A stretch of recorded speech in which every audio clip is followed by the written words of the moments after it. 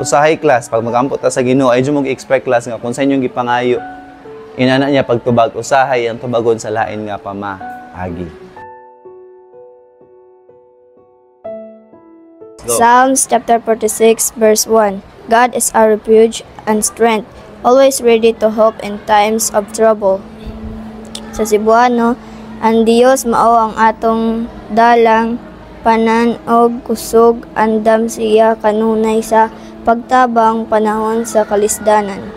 Nasayod ta class nga sa tanan natong giagyan aning kinabuhi no, gikan sa atong pagkabata hangtod mo mudagko class. Dili pasabot class ngayong kinabuhi permanenteng okay. Dili pasabot class ngayong kinabuhi permanenteng nindot. Dili pasabot class nga tanan ninyong gusto ihatag dayon. Dili pasabot class nga sa tanan ninyong lakaw successful dayon. Nayoban class nga grade 7 pa lang daan, pakita nimo class nga mga bright kayo sa klase. Grade 8 bright, grade 9 bright, pero wala ta kabalo class nga paabot grade 10 mundang og eskwela. Kaya probably magatubang og mga problems sa kinabuhi. Kaya always remember class, bisag dili kita ang ga-create og problem, unay problema class sa atoang mga isig ka pamilya, sa atong mga friends, kita pod class affected pud ta. Diba? Apektado ta. Paregod anang nag-drive na ka class og motor for 10 years. So, mayo na ka mo motor, dili pa. Mayo na, 10 years na good. Diba? Nakay-lisensya, nakay-rehistro. Then, one day class, nagmotor ka. Sus, kaya ang imong ka sagupa class kay hubog man. Nagdinangag ka, wala? Wala. Pero kaya ang imong kasagupa, gadinangag man. So, bisan pag imong tarungon class, o bahig imong kinabuhi, dili ra gyapon na siya ma-perfect. Kay naa may mga contributing factor class sa imong palibot nga makaapekto sa dagan sa imong kinabuhi. Na koy kaila sa una class, estudyante siya, bright kayo siya. Third honor. Na dili parang karon nga with honors, with high honors. Sa among time class, first honor, second honor, third honors. Kato siya class, third honor, bright gito siya sa iyang klase class. Now, pagka grade 9 niya class, nikalita siya undang og eskwela. Dili because nawala niyang ka-bright. Niundang niya siya eskwela class kay nasakitan siya sa iyahang relasyon sa iyang uyab. Nakauyab man siya class pagka third year, pagka grade 9 niya class. Niya ready ang self, nga sakit day kay mabulagan. So naitabo niya class, wala siya ni padayon og eskwela. Pero bright. Niya katupod siya class, buutan po to siya. So sa ilang relationship, kabalo kita class nga gatinarong to siya. Nya kay kung imong uyab batig bulag nimo bisag usa pa nimo kabutan, ulagan man jud ka. So bisan pag imong life diri class, min ka nga maninood jud ko ayon gyud nako. Di gyapon na mamahimong perfect. Samot na katong mga wala na ning kamot nga maninood silang kinabuhi, di ba? Sumo nang ningon sa Salmo class. Ang Dios mao ang atong dalangpanan. Ayaw dyan mong kalimot class nga sadyang magkatubang mong problem. Ayaw dyan mong kalimot nga naay Diyos nga pwede ninyong dalangpan. Pwede ninyong saligan class. Pwede ninyong pangiyuan og tabang. Ayaw dyan ninyong kalimti. And always remember class, walay gamay or walay dakong sala para ang Diyos dili mamati sa imuhang mga problema.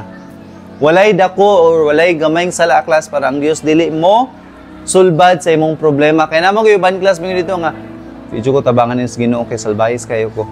Di ko tabangan sa Ginoo ani kay di ko tig-ampo. Muampo ra ko pag manginanglan ko niya. Di ko tabangan sa Ginoo ani kay salbahis ko nga tawo. Sultihan ti ka class. Walay gamay or dako nga sala sa tubangan sa Dios. Kung ang imong pagpangayog tabang niya class kinasing-kasing, iya gyud nang donggon. Apan sir katong nag-ampo ko sir, wala man lagi dungga sa Ginoo. Listen to this class. Naay panahon class nga pag mutubag ang Ginoo sa imong mga pag-ampo, dili sa pamaagi nga imong ganahan. For example, ang tao class, ganahan siya class og na siya healthy body. Dili lang healthy body, ganahan po siya fit body, kato dyan ng mga nindot kay glawa, o nandiyo mga muscle, ano ba? Now, of course, pag ganahan ka magka-muscle, kinahanglan dyan kang mo gym. Workout dyan ka, di ba? Nya kayo sa class, kanang pagsugod ng workout, kapoy mana. Kana guming ka nga ugma, mumata kong alas 5 kay mag-jogging ko yan, hindi pagka-ugma. Pag ring na sa alarm, ay ugma, sa sunod ugma na lang pod. Mura ko kamo class, pag abot bali magtuon jud ko, okay, paabot ba, wala ito gaton kina pag-ana sa cellphone, wa na ka kuha cellphone. Kanang pagsugod sa usa ka butang class lisod kay na. Dili lisod class ang usa ka butang kanaro yung pagsugod. Okay. Now, katong tawhana class ganan siyang ma-healthy. So, plano siya ana nga mo gym siya. Nya kay kanang pagsugod lisod man. So wala jud siya naka-gym. Until such time nga nalimot siya sa iyahang plano nga ganahan siyang ma-healthy. Lord, tagay kog kusog Lord nga maka-gym ko Lord. Tagay kog self-control Lord kay kanara ba yung pagmuadto kag mga handaan pag bagita og lechon na ba jud pok. Ana ra ba jud dayon. May pa maglechon, coke po dayon, ana po dayon coke.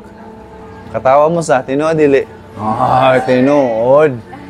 Nya, ang imong ganahan ka ma-healthy. Now, wala man niya na lakwan ang iyang plano. Naitabo, class, nagkasakit siya. Nagkasakit siya, class.